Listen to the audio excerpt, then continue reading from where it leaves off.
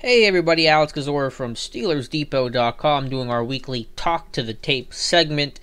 And unfortunately, I wish that I'd be bringing you some better of these videos. But obviously, it's been a rough stretch for the Steelers. I don't want to delay too much time with me kind of rambling on as I usually do to start these videos.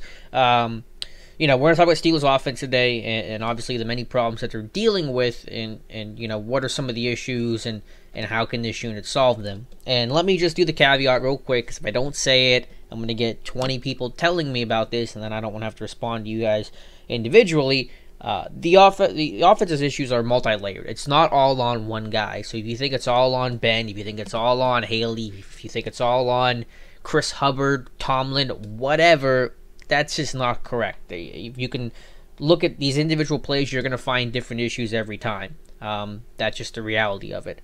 But what I want to look at today is just some of the schematic issues and why I think while Ben Roethlisberger has not played well at all, and I'm not going to go through all of his warts today because I think people are pretty well aware of Roethlisberger's struggles. What I want to go through today is just some of the schematic stuff and some of the other things that I don't think is helping Ben Roethlisberger and by extension this offense.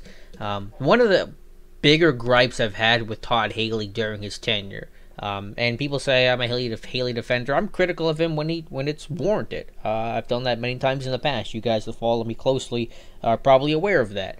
But one of my bigger issues I've had is that sometimes receivers are just asked to win their one-on-one matchup. There isn't enough of a concept that's working together where one guy helps another guy get open. Sometimes it's just everyone for themselves, and you just hope the talent alone is able to get some of these guys open.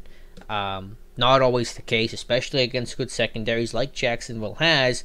And I thought that got the Steelers into problems in Sunday's blowout loss. So what we're going to look at today is kind of some of that and just some of the general schematic issues. It's not the sole reason why the offense struggled. There were plays where it was drawn up, I think, pretty well, and it still missed. So this isn't a 100%, all the time kind of issue, but I see it enough, and I'm kind of sitting back. I've gone through the game, and I'm thinking, what are some of the issues with this offense and some of the specific things we can point to beyond getting Ben into a rhythm, beyond run the ball more, some of the things that are easy to say, but in practice, they don't really mean a whole lot whenever you're thinking about how to construct a game plan, how to change the offense. So, first play here, the first interception, Roethlisberger threw, that got picked off by Jalen Ramsey, and credit to Ramsey, he made a really good play on the ball. What you're going to get here is just this vertical concept, a little skinny post, which a team has run before with success. Xavier Grimmel's caught a touchdown or two off this before, but, what you're essentially asking is Vance McDonald to win a route against Jalen Ramsey, one of the league's top corners. And obviously, that's asking, I think, quite a bit. And there is pressure on this play, and I pointed this out, I think, several times already. So I'll show you the end zone angle because I'm not trying to hide anything. Connor gives up the pressure right here. It forces the ball a little quicker, a little behind.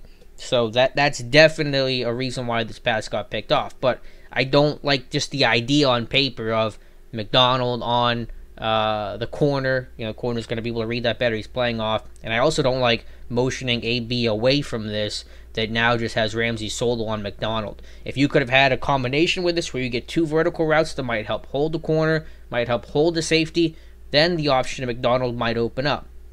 But instead you motion AB away. It's on Rosie Nix's side.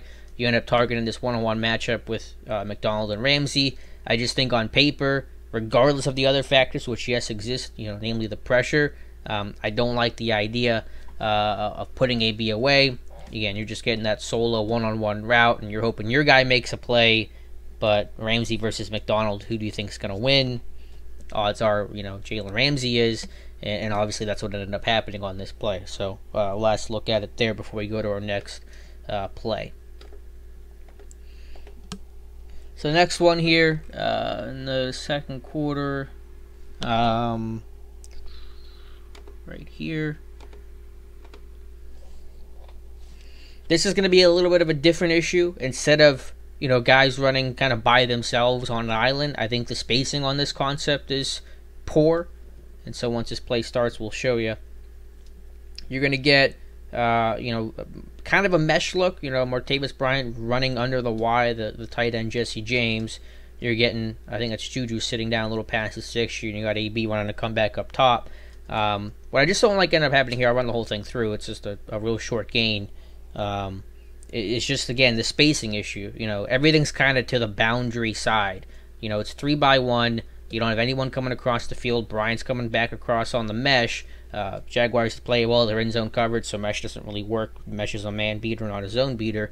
But when this ball is thrown, I mean, there's nobody to the kind of field side here. You know, AB's up top. You got Jesse here. Juju's there. Bryant's coming across. So you're just kind of compacting everything. And, you know, there's not going to be any chance for yak. You're not expanding the zone. You're not forcing any guys out of their windows because everything's kind of all in the same area. So all the defenders' eyes are to the same guy, to the same spot of the field. And the corner there makes a really good play on the football and makes a tackle.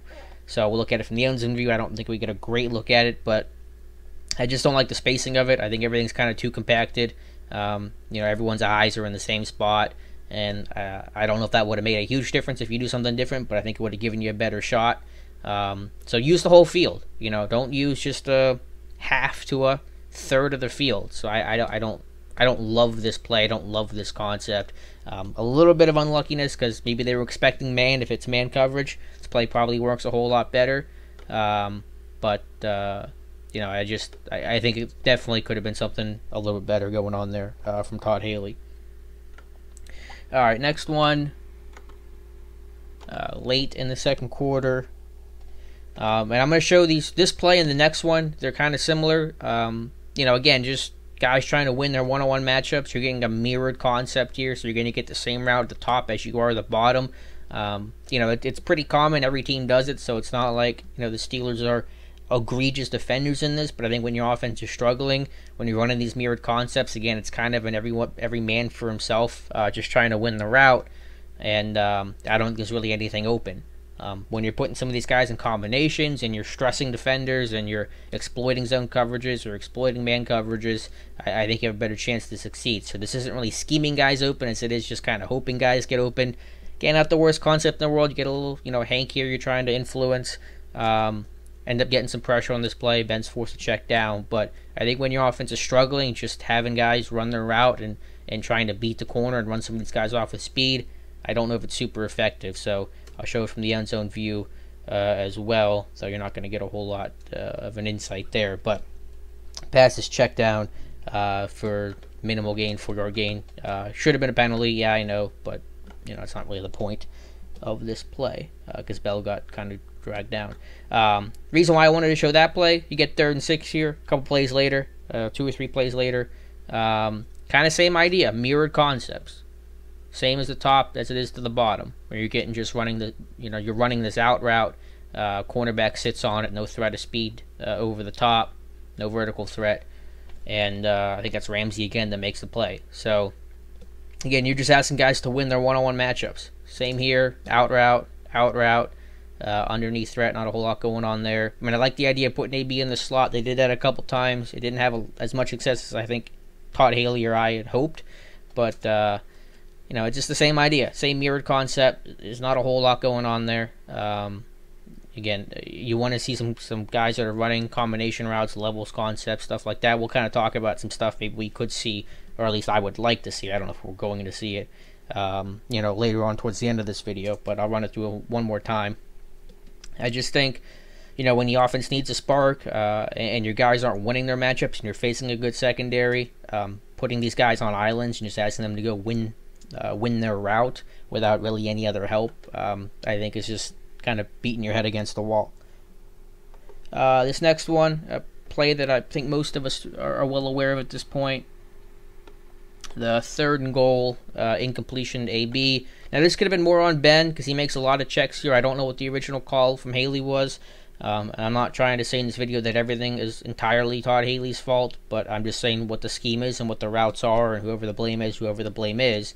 But probably one of the worst decisions and concepts. You're going to get AB up to the top to the field side. It's a pretty wide split, and he's trying to run this little out and up. So you see it to the top there. He's going to run the out and break it upfield. This is a concept that they've run in training camp before. Not a real big fan of it. You're going against a good corner. The leverage isn't there. You don't have a whole lot of space to work with. Obviously, the corner controls him pretty good. Ben's got to get off this read first of all, but I just don't like the idea. I hate the route. I saw it in training camp. I just think you don't have a whole lot of space to work with, and if you're gonna run it, run it with a little bit more space. Reduce the split. I know it could be a tell, but I think it's better than the outcome here. Run it to the boundary side. Trying to run this to the field where there's just no horizontal space to work with, and you're trying to run a double move to Antonio Brown, who's not going to he can catch some fade balls obviously because his body control and hands are fantastic, but he's going to be a smaller guy against a pretty physical corner. And again, just a 3-man route as well. Haley has a reputation of a guy that'll put 5 in the field, that'll spread things out and give you a lot of options. You don't end up getting that here. Just some other weird stuff on this play. These last couple of plays, you're getting Rosie Nix in the backfield, so there's no run threat there. They had faked a run the play before and hit Bell on a slant. I'm not sure what's going on there. If anything, this is a time to go pony, so you put Conn or you put Watson in that gives you that kind of run threat. I don't know what putting Rosie Nix in the backfield when he's never going to take a handoff like that is going to accomplish, unless they have plans of giving him the football at some other point. But do you really want to give Rosie Nix the football on 3rd down when you have the playmakers that you do? Different discussion, but a lot of things in that play I didn't like. Again, I'm not assessing blame really, as I'm just explaining what happened, what I didn't like. So that's kind of what's going on here. Last 2 plays we're going to look at kind of fall into the same category. It's going to be one of the interceptions, one of the pick sixes. It's the high throw to Antonio Brown. I'll run this through the concept. Again, you're not seeing a whole lot of guys working in tandem here. It's a 3 vertical concept. Again, you're not putting a lot of guys out in the field. This is, I think, 3rd and 17. So you're just asking guys to go win their matchups. I'm okay with a max protect if you want to do that, because it is 3rd and long. You're going to take a deep drop. That's fine. But it's just deep route, vertical route. Go make a play. Antonio Brown ends up breaking this in to the sticks. Throws high. There's just not a lot for the defense to have to work or focus on. It's just your guys running a vertical concept, and you match them and you carry them. So you're getting carry here, corner turns and runs. That's taken away. You have the safety being able to read this and come down. There's no other threat for the safety to deal with. There's nothing coming across the middle of the field. The seam hasn't hit yet, so the safety's able to drive on this football. The throw's high, gets picked off, and returned for a touchdown. We won't watch that last part. But, again, just 3 verts. And this is when I go back to one of the bigger gripes with Haley. We've seen this a lot, where it's a lot of this island stuff and go win your matchup. And obviously AB's, great receiver and the talent's there, but whenever the offense is struggling and guys are having trouble getting separation and, you're facing a good secondary that plays a lot of man coverage, that's combative at catch points, I want to see something a little bit different. So, I've heard the idea of Haley not being creative enough come up, and, there's always going to be probably some truth to that. But, I haven't really heard exactly a lot of what that means outside of do what Kansas City does or do what St. Louis, the LA Rams do. But that doesn't really tell us a whole lot. But if you look at a specific example, you can say this. It's a 3 vertical concept. It's not a whole lot going on here. 3rd and 17. You're probably not going to win by just having everyone go deep. You probably want to try to scheme something to try to get someone open. And that's what we're going to get here in the last play we're going to look at here in the 4th quarter. I think this is the right one. Same thing. Basically just 3 vertical concept, deep, vertical route, playing pretty max protect. Just trying to hope for something deep. Looks like the Jags are in two-man, so safety's over the top, hoping deep. Safety ends up dropping here. Disguise it late. And this might not be 2-man, but either way, you're getting man coverage. Corner underneath here. He's got safety up over the top. I don't think it's the same up here, but you're just asking AB to win that matchup. He's being bracketed. He's running by himself. There's no help out there. So the corner gets to play underneath. Safety over the top. Corner does make a good play. I mean, the route. If you're going to face that bracket coverage, the best thing you can hope for is an out route, because the corner usually has inside responsibility first, and the safety's over the top. So, it's the best that you can do, but I think it's still a bad situation to be in. And again, it's just, 3 vertical concepts, trying to shake free. Defense is playing pass. There's just nothing open. there's not different route combinations that you're getting on this play to try to scheme someone open. AB, of course, is going to be a focal point in a situation like this late in the game, knowing the Steelers have to throw the football.